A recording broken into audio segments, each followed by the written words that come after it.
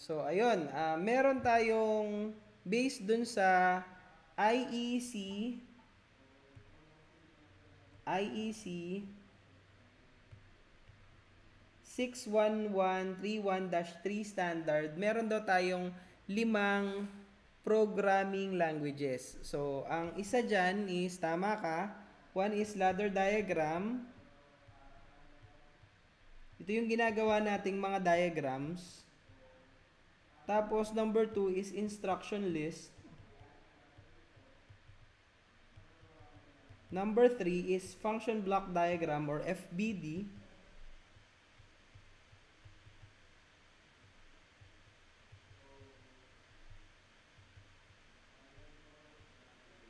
Number 4 is sequential function chart.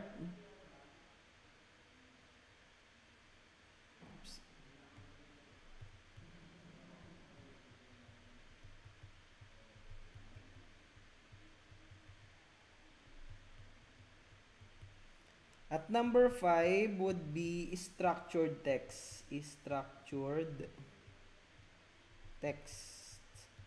So, tuturuan ko kayo ng ladder diagramming, function block diagram, at saka konting instruction list. So, yung sequential function chart, siguro banda-banda riyan kapag naintindihan na natin ng husto, yung ating tatlong basic languages. So, dito muna tayo sa ating ladder diagram. So, yung ating ladder diagram, dito muna tayo sa ladder diagram natin. Diagram. Mako-convert natin to a function block diagram. Sir, paano po ba yan? So, gagawa ako ng konting ladder diagrams. Let's say, itong ladder diagram na ito, nagre-resemble siya sa ladder kasi meron siyang rung at saka rails. Sir, ano yung rungs at rails? So, ito yung ating tinatawag na mga rails.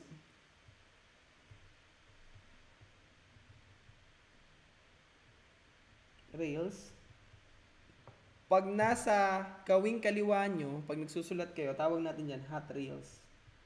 Pagka nasa gawing ano naman, kanan natin, tinatawag naman natin na neutral rails. Ay, sorry. Neutral rails. So, yan yung rails natin. Ito naman, tinatawag naman natin yan na rungs.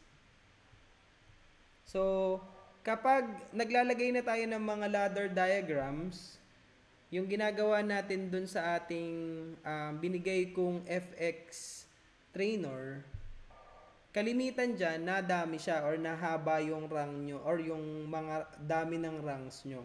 So, tinatawag din natin yung rungs na networks. Yan. So, yung networks na yan, so as we have parang designed yung networks na dumadami, yun din yung kinakain niya syempre na memory. And pwede nating i-convert itong ladder diagram natin to function block diagrams. So, at the same time, we can convert it to another diagram called instruction list. So, sir, paano po ba yun gagawin? So, yung atin naman pong mga tinatawag na function block diagram. So, ito yung function block diagram natin, FBD. Hindi free body diagram yan ha. Baka free body diagram, hindi tayo mechanical na na free body diagram. So, ito yung function block diagram. Meron tayong mga bloke or blocks na nilalagay. So, meron tayong blocks. Tapos, dyan natin nilalagay kung and ba siya, kung or ba siya, kung not ba siya, na diagrams. So, ito yung mga kalimitang functions na ginagamit natin. So, ano ba yung and? Dati nagkaroon tayo ng konting discussion about truth table. So, truth table, ay sorry, mali spelling. Truth table. So, kapag ginamit natin yung and, maglalagay tayo dito ng truth table ng and.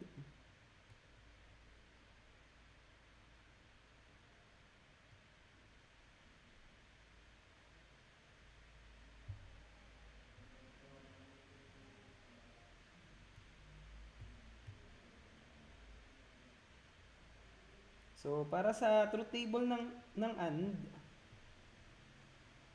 so pwede natin tawagin siya na and na truth table. Ito yan, meron tayong input na A, B, tapos output na C.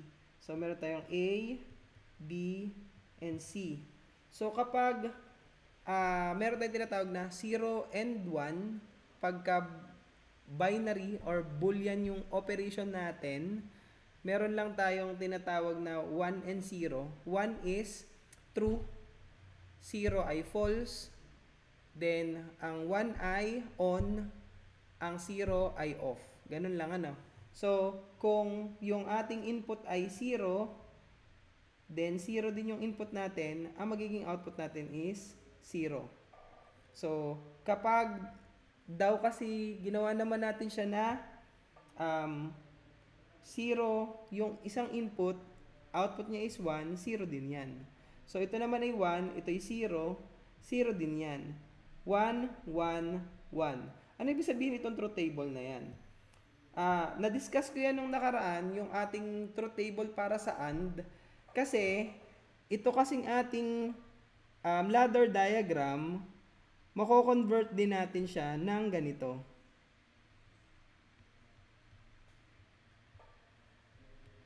Ito yung ating A, ito yung ating B, ito yung ating C. So, na-convert natin na ganyan. Bakit kamo naka-series siya?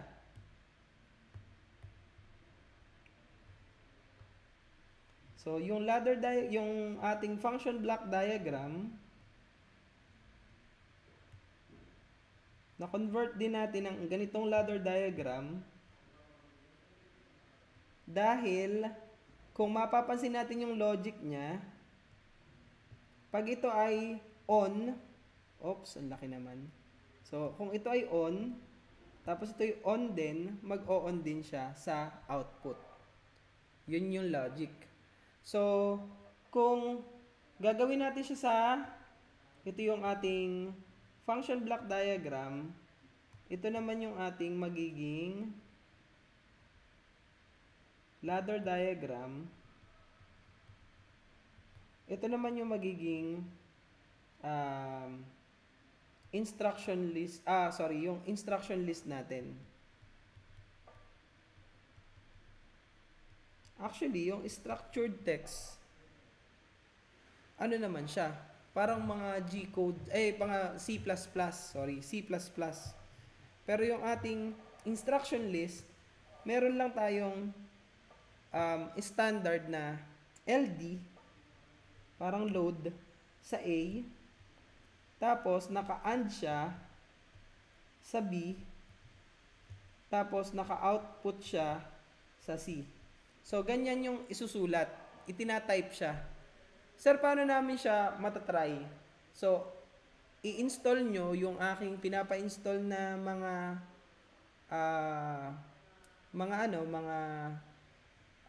softwares. Makakapag-testing tayo na pag-aralan at paglaruan yung function block diagram or yung ladder diagram converted to function block diagram converted to instruction list. So, tuturuan ko din kayo syempre nun, isa-isa. So, paano naman yung not functions? So, yung not function naman, magiging converted lang siya ng kanyang kabaliktaran. Kunyari, ito yung not mo. Kung mapapansin mo, dalawa lang siyang line.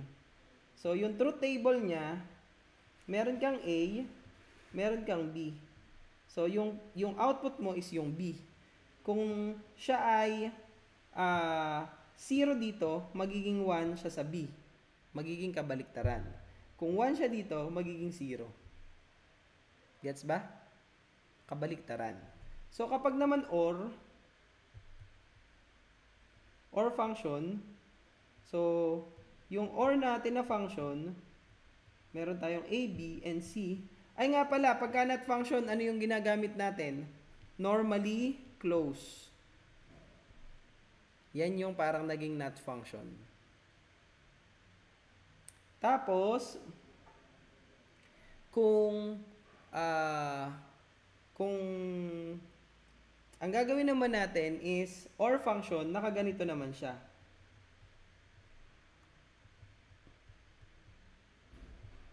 Ito naman yung C. Naka-parallel. So, A, B, C. Kung ila-ladder diagram natin. Sir, bakit ganyan yung magiging logic or yung inyong analogy? Bakit naka-series yung ladder diagram niya? So, kung naka-series yung ladder diagram na yan, kasi ganito yan. Di ba, ito yung hot rail, ito yung neutral rail. Kailangan mo magkaroon ng closed circuit. So, pag ito ay nalagyan natin, antimano, magkakaroon tayo ng supply para bigyan yung output natin or actuate yung output natin. Kung ito namang B, pwede rin nating ma-activate kasi mula dito sa supply natin, dire-diretso siya hanggang dun sa supply ng C, magkakaroon tayo ng functions na mabubuhay natin yung C. Okay po ba? Question? Yes, correct. Maalin. So, yun yung OR function naman natin. Ano naman yung truth table, sir, ng OR function? So, kung meron kang A, B, C, ito yung 0, 0, syempre, wala ka naman makukuha dyan, kaya 0 din. So, ito naman yung 0, tapos yung B natin ang 1, magkakaroon tayo ng 1. So, sunod po natin would be, sige lang po. So, 1, 0, at saka po 1. Then, yung next po natin, 1, 1, syempre, natural, 1 yung magiging sagot natin for OR function. So, ayun yung instructions para sa, yung atin pong function block diagram to ladder diagram to instruction list naman. Paano naman siya ilalagay? So, kung ito naman yung inyong i-convert natin from function block diagram to, or ladder diagram to function block diagram, ito yan. Paano naman pagka-instruction list? So, pagka-instruction list na yung ating language, ito ay LD, A, or B, and out, C. So, ganyan lang yung magiging itatype natin kung instruction list.